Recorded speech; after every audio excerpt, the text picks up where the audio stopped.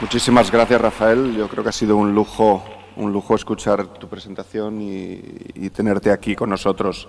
Estoy convencido, no sé si se puede, todavía no se puede medir qué porcentaje de esas 85.000 millones de neuronas se habrán activado, pero estoy convencido que ha sido un porcentaje altísimo. El último asunto que vamos a tratar en este panel es de la persona en el centro, es el ideal de ejemplaridad. No cabe duda de que son muchas las voces que aseguran que hoy en día nuestras sociedades carecen de un referente moral. Para analizar en esta época en la que vivimos, compleja, multicultural, postutópica, así como la carencia de ideas morales, de la que tanto se ha hablado ya, contamos hoy con el reputado filósofo y escritor Javier Gomá, quien dirige además la Fundación Juan Marc desde 2003. Vive de tal manera que tu muerte sea escandalosamente injusta. Es una frase que al menos a mí me ha resultado especialmente inspiradora. Y parece ser que todos los escritores tienen lo que se llama un universo de palabras. Javier también. Yo me quedo con corazón educado, con teatro de la finitud y con chistemalismo. Muchas gracias. Cuando quieras.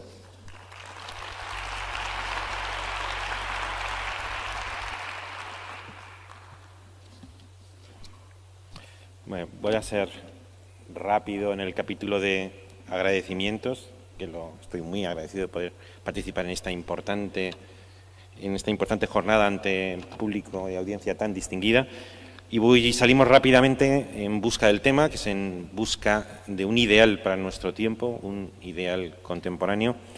Y para eso, lo primero es llamar la atención sobre que no ha existido una gran cultura a lo largo de la historia universal que no haya tenido un ideal griego, un ideal romano, un ideal medieval, renacentista, ilustrado, una persona, o hombre o mujer, que concentra en su figura todos los valores deseables, todos los valores estimables, todos los valores excelentes, vigentes en una época dada. ¿Qué es un ideal? Me gusta caracterizarlo con 4 notas. La primera, un ideal que realmente lo sea, es una propuesta de perfección. Se propone una perfección humana. En segundo lugar, un ideal no describe cómo somos, prescribe cómo debemos ser. Y en consecuencia, es un ideal no descriptivo, sino prescriptivo, que señala una dirección. En tercer lugar, en presencia de una propuesta de perfección prescriptiva que señala una dirección, ocurre que además incluye una oferta de sentido para nuestra vida individual. Un ideal que verdaderamente lo sea es siempre iluminador de nuestra experiencia individual. Y finalmente, si juntamos las 3 características, propuesta de perfección que señala una dirección con oferta de sentido que ilumina la experiencia individual, el resultado es que el ideal que realmente lo sea moviliza las fuerzas latentes, es capaz de suscitar el entusiasmo. El ideal que tiene estas 4 características desarrolla 2 funciones sociales. Y es que, si es un auténtico ideal, es el fundamento de la sana crítica. Porque criticar el presente, es observar la diferencia entre la realidad y el grado en que se desvía del ideal latente en nuestra conciencia. Solo podemos ejercitar la sana crítica si lo comparamos con un ideal vigente. Si no, nuestro no es crítica, es criticismo. Se habla de que tenemos que ser ciudadanos críticos, pero sin ideal, el ciudadano no es crítico, es criticón. Y en segundo lugar, el ideal es aquello que, justamente porque moviliza el entusiasmo de una sociedad, es la que promueve el progreso social y moral de un pueblo. Bien, ¿cuál ha sido el último ideal vigente, el último ideal verdaderamente fecundo? El ideal de la modernidad. Un rodeo muy rápido sobre la filosofía de la historia.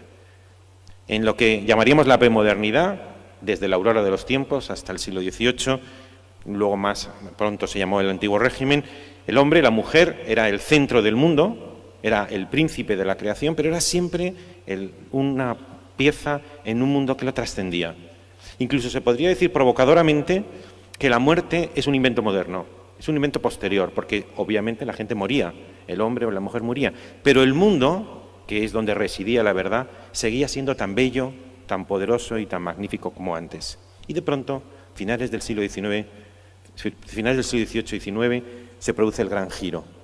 Eso que era una parte de la sociedad, una parte del mundo, con su posición en el mundo y con sus estatutos de derechos y obligaciones, como zapatero, como mercader, como fraile, como mujer, como príncipe, como rey. Ese individuo se emancipa del todo anterior, se constituye en nuevo mundo, en nueva totalidad. Nace la subjetividad moderna, caracterizada por la conciencia de su propia dignidad infinita. Como dice Kant, descubre que es fin en sí mismo y nunca medio, resistente a todo, incluso al interés general, incluso al bien común. Y en ese instante, todas las antiguas servidumbres, leyes, reglas, reglamentaciones que pesaban antes como miembro de oposición, que ocupaba una posición en el mundo, empiezan a ser oprobiosos. Los sienten, todos los límites a su libertad, los sienten como ilegítimos, alienantes, empobrecedores. Y surge el ideal moderno, que es el ideal del yo libre, liberado, rebelde a los límites, creador como un artista, original y único como un genio. Y empieza el proceso que ha definido la cultura en los últimos 2 siglos, que es el proceso de ampliación paulatina de la esfera de la libertad individual a costa de los límites que antiguamente lo oprimían. Se crea ese coto privado, que es la vida privada, que es la libertad, confiado enteramente a la arbitrariedad, y que definió en un hermoso verso Rimbaud: he empezado a encontrar sagrado el desorden de mi espíritu. En mi vida privada hago lo que quiero mientras cumpla la ley y no perjudique a tercero. Tercer punto, situación actual, a mi juicio, agotamiento del ideal moderno. El proceso de ampliación subjetiva de la libertad que acabo de describir llegó a su máximo en los años 60, con la contracultura y con la posmodernidad. No se dice que ya no haya violaciones a la libertad, los hay 1000 al día. La diferencia es que esas violaciones, en contraposición a lo que ocurría antes, son ilícitas y nadie puede practicarlas sin envilecerse. Ese ideal moderno que a mi juicio se ha agotado y ha dado todos los frutos, no significa eso que haya desaparecido, al contrario, como suele ocurrir en este tipo de manifestaciones, cuando se agota es cuando se hace hegemónico, masivo, universal, triunfante. Es decir, el ideal libertario, romántico y moderno es en el que nos encontramos, por ejemplo, siempre activo en la industria cinematográfica de Hollywood. Cuando nació como una conciencia de una minoría, se publicó, se generalizó, se masificó, se emancipó de su origen y se convirtió ahora en una cultura popular. Es un ideal coetáneo, en el sentido de que ahora está vigente, pero a mi juicio no es contemporáneo, porque conviene distinguir que lo que es coetáneo, porque pertenece a nuestra edad, de lo que es contemporáneo, porque verdaderamente está a la altura de los tiempos. Ya no es un ideal válido, fecundo y transformador a la altura de nuestro tiempo. Y sin ideal, que es la situación que nos describe, cunde el descontento, el malestar en la cultura, que quizás sea el tono o el temple que define la situación actual. Ante esta ausencia de auténtico ideal hay 3 posiciones. La primera es la reaccionaria. Fijaos a dónde ha llevado la libertad, fijaos a dónde ha llevado la igualdad. Volvamos a una época antigua, premoderna, que ahí existía verdaderamente el orden. Esta posición, la reaccionaria, me preocupa menos que la siguiente, que es la posición de la resignación.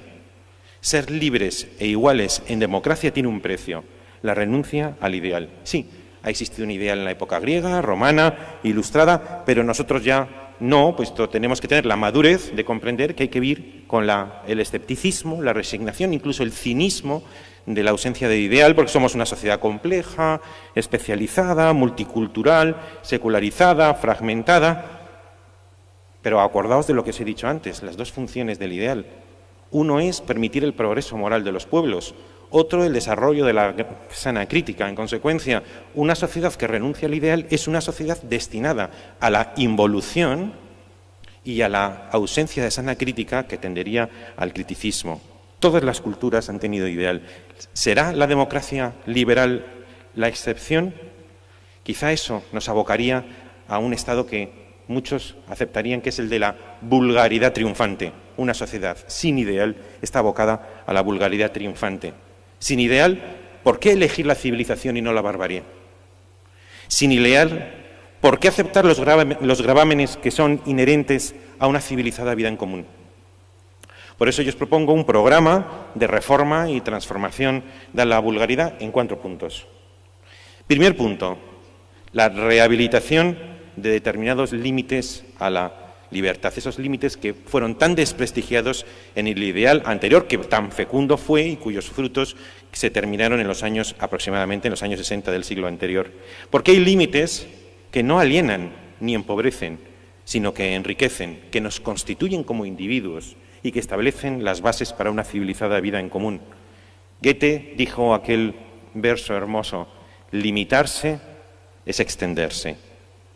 Hay límites interiores que, si son apropiados positivamente, nos constituyen como individuos o como ciudadanos. Pensad en las señales de tráfico. ¿Cuál es la mejor manera, más inteligente manera de llegar a destino? La más rápida y la más segura. Cumplir un código establecido por la sociedad. Pero mi metáfora favorita es el lenguaje. El lenguaje es un código social. Por tanto, tenemos que aceptar esas reglas sociales de la gramática. Pero he aquí que cuando aceptamos las reglas sociales de la gramática, cuando utilizamos el lenguaje, pasamos de un estadio de barbarie, del bárbaro, dicen los griegos, que son los que balbucean, a un estado con logos, con pensamiento, con razón y con discurso, es decir, lo genuinamente humano. He aquí un ejemplo de cómo aceptación de las reglas no empobrece nuestra libertad, sino la amplía, la enriquece y la eleva. En segundo lugar, de los 4 programas de reforma de la vulgaridad, estaría una revisión del concepto de vida privada, ese desorden sagrado del espíritu que decía Rimbaud.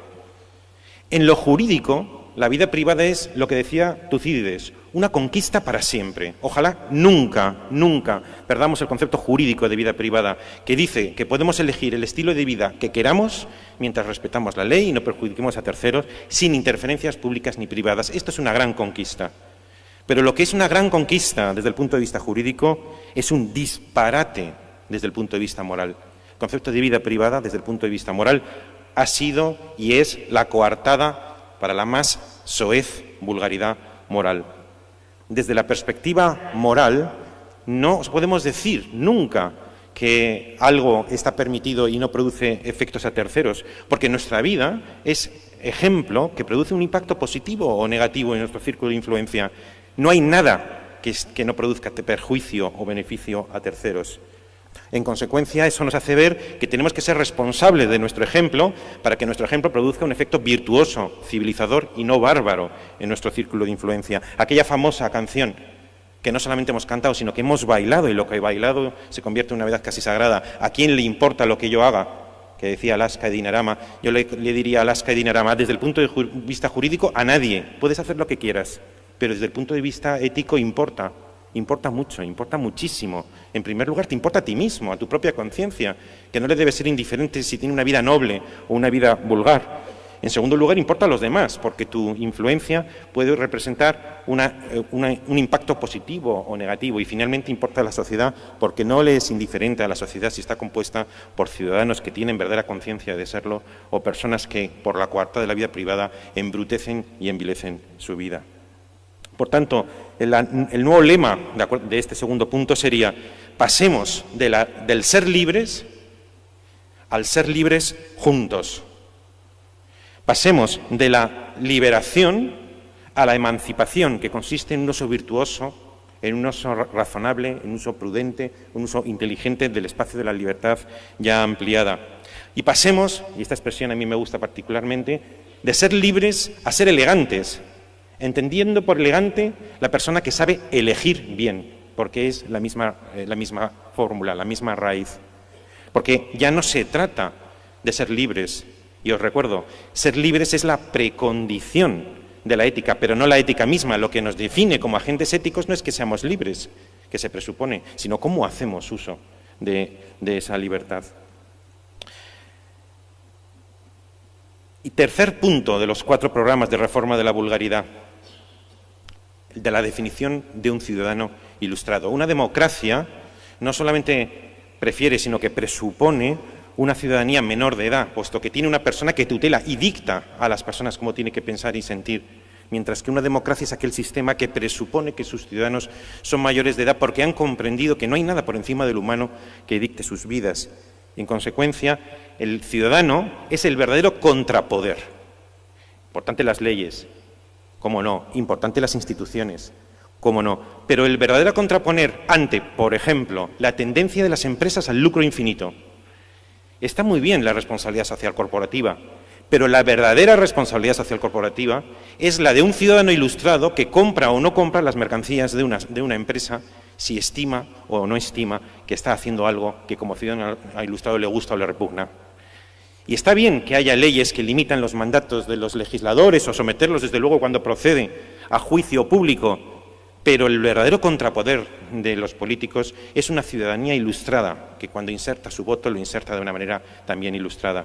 Y lo mismo podríamos hablar de los medios de comunicación, que a veces tienden a la manipulación. ¿Y qué es un ciudadano ilustrado? Yo diría dos cosas. Un ciudadano ilustrado es una persona con visión culta. ¿Qué quiere decir visión culta?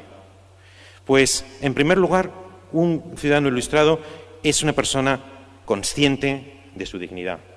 Rafael Yuste mencionó la importancia de la dignidad también en la ciencia. ¿Y qué es la dignidad? A mí me gusta definir, he escrito sobre ello largamente, si no me equivoco, la mención que hacía Llorens, de una de ellas era del artículo que publiqué en El País sobre la dignidad. La dignidad me gusta definirlo como lo que estorba. La dignidad es lo que estorba. Estorba a la rentabilidad, estorba a la productividad, estorba a la mayoría, estorba al bien común, es lo que estorba, es lo que desmorona los planes de la rentabilidad, de la productividad, de la razón de Estado y, sin embargo, digno de preservarse. Y, en segundo lugar, persona con corazón educado. De acuerdo con lo que os he dicho antes, que es que el ideal caduco se ha convertido en ideal hegemónico, hoy en Madrid tenemos 4 millones de personas liberadas que se consideran ellos distintos, especiales, que se consideran artistas, originales como artistas, y se consideran por encima de las reglas comunes de convivencia como los genios, porque los ciudadanos actuales tienen la conciencia de sí mismo heredado del ideal libertario y liberal. ¿Y cómo es posible establecer comunes reglas de convivencia aplicadas a 4 millones de personas liberadas? Luego habrá que educar el corazón. ¿Se puede educar el corazón? Yo os lo diré de otra manera. ¿Se puede obligar a alguien por ley a ser virtuoso? ¿Y qué sociedad es más viable? ¿Aquella que los ciudadanos cumplen la ley por miedo al castigo? ¿Aquella que les repugna hacer lo correcto, lo civilizado, pero lo hace por virtud? ¿O aquella educada de tal manera, urbanizada en su corazón de tal manera que apetece lo bueno sin necesidad de premio y repugna lo incívico y lo bárbaro sin necesidad de castigo? Una sociedad de ciudadanos con visión culta y corazón educado serían los miembros preferidos de este partido cultural que he fundado, que lo he titulado el partido de la mayoría selecta. No de la minoría selecta, que es lo que nos han enseñado durante mucho tiempo, una minoría, ella sí, ejemplar, y todo el resto de la sociedad no tendría más que, dice un filósofo conocido, imitarla dócilmente. No, el partido de la mayoría selecta, donde cada uno de los ciudadanos está llamado a la ejemplaridad, cada uno de los ciudadanos a ser un ciudadano culto y con el corazón educado y, en fin, un ciudadano ilustrado. Y si eso se generaliza, por la generalización del buen ejemplo, acabaríamos imaginando una sociedad compuesta por ciudadanos de buen gusto y por unas costumbres cívicas que arrastran a la gente sin apenas esfuerzo hacia la virtud. Bien. El ideal que resume y concentra el programa de la reforma de la Bulgaria triunfante. El ideal que yo propongo es el de la ejemplaridad. He escrito no 1, no 2, no 3, 4 libros sobre la ejemplaridad y la tetralogía de la ejemplaridad que escrito atraviesa muchas disciplinas: antropología, ética, sociología, política, estética, filosofía, hasta teología. No voy a intentar ni siquiera un resumen apretado de su contenido, solo diré 3 o 4 rasgos que más o menos indican hasta qué punto, efectivamente, el ideal de la ejemplaridad cumple con el programa de reforma de vulgaridad que acabo de esbozar. En primer lugar, la ejemplaridad es un ideal. Reúne las 4 características. Es una propuesta de perfección que prescribe y señala una dirección, que ilumina la experiencia individual y que suscita el entusiasmo, de acuerdo al adagio latino de exempla traunt: los ejemplos atraen, arrastran, elevan. No es un ideal de libertad, sino de un determinado uso de la libertad, un uso virtuoso, social, razonable y responsable de esa libertad ya previamente conquistada. Seguidamente, la ejemplaridad, por su propia naturaleza, no admite la distinción entre vida pública y vida privada, no admite parcelaciones, porque la ejemplaridad es la respuesta a la pregunta: ¿qué tipo de persona es usted? Así, en general. No me diga que es buen padre de familia, o buen profesional, o que es deportista, sino, en general, ¿qué tipo de persona eres? ¿Eres una persona digna de confianza? Fijaos qué hermosa expresión española: inspirar confianza, que todavía parece que tiene residuos mágicos. La ejemplaridad es aquella cosa mágica que hace emanar de la persona algo que inspira confianza, que no se puede mecanizar, que no se puede industrializar, que no se puede empaquetar, no se puede mercantilizar, porque todavía tiene esa especie de inspiración mágica. Y por último, la ejemplaridad es un ideal claramente extralegal. Cumplir la ley es necesario, pero no es suficiente. Se necesita un plus moral y la ejemplaridad designa justamente ese plus. Junto a la legitimidad de origen, que ha sido la que ha estado vigente en la concepción clásica del Estado de Derecho, lo que hace falta es cumplir la ley y que haya una legitimidad de origen, por ejemplo, elecciones cada 4 años que colocan a los políticos en su posición de poder. La ejemplaridad sugiere una legitimidad de ejercicio. Por ejemplo, la paternidad. Hace 100 años un padre podía decir: esto lo haces porque lo digo yo, esto lo haces porque soy tu padre, y ahí estaba invocando un cortejo de poderes que un padre tenía: poderes económicos, poder social, poder económico, poder moral, incluso poder religioso. Hay un mandamiento de un mandamiento de la ley de Dios que le obliga a obedecer y honrar a su padre y a su madre. Hoy pensáis vosotros que sirve aquello de esto lo haces porque soy tu padre. La paternidad ha dejado de tener una función básicamente biológica y se ha convertido en una función moral, junto a la legitimidad de origen de soy tu padre, una legitimidad de ejercicio, de cómo ejercitas esa potestad que se te ha sido concedida. Y solamente en este cambio de modelo de la coacción a la persuasión y de la jerarquía a la colaboración, el niño aceptará una autoridad si viene aderezada de una legitimidad de ejercicio, de un determinado uso de la potestad, de un uso ejemplar de esa potestad. Y finalmente, un conjunto de personas unidas por esa ejemplaridad de vida constituirían, ya no digo la base, sino incluso la junta directiva de este partido de la mayoría selecta. Y termino.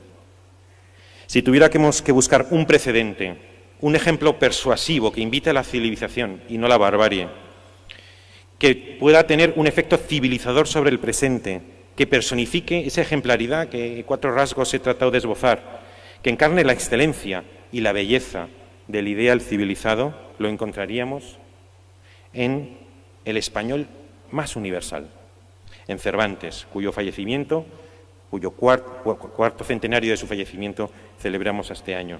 Si tuviera que definir la ejemplaridad de Cervantes, quien conozca su obra descubrirá que son fundamentalmente 3 elementos: su idealismo, por encima de la desesperación de la experiencia; su humor, la ironía y la autoironía; y la cortesía, que siempre abre espacio al otro. Idealismo, humor y cortesía es el secreto del ejemplo y de la ejemplaridad de Cervantes. La ejemplaridad, cuando se generaliza, mejora al todo social. España sería mejor, más cívica, más urbana, más humana, si se asemejase más a Cervantes, si imitara más su ejemplo, si fuera más cervantina, y el resto del mundo también. Muchas gracias.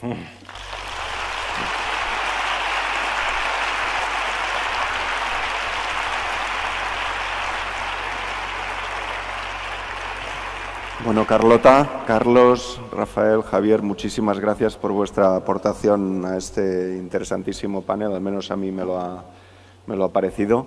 Felicidades de nuevo a PD y a todo el equipo por este evento. Y a continuación dará comienzo la mesa redonda El lugar de España en el futuro. Gracias de nuevo.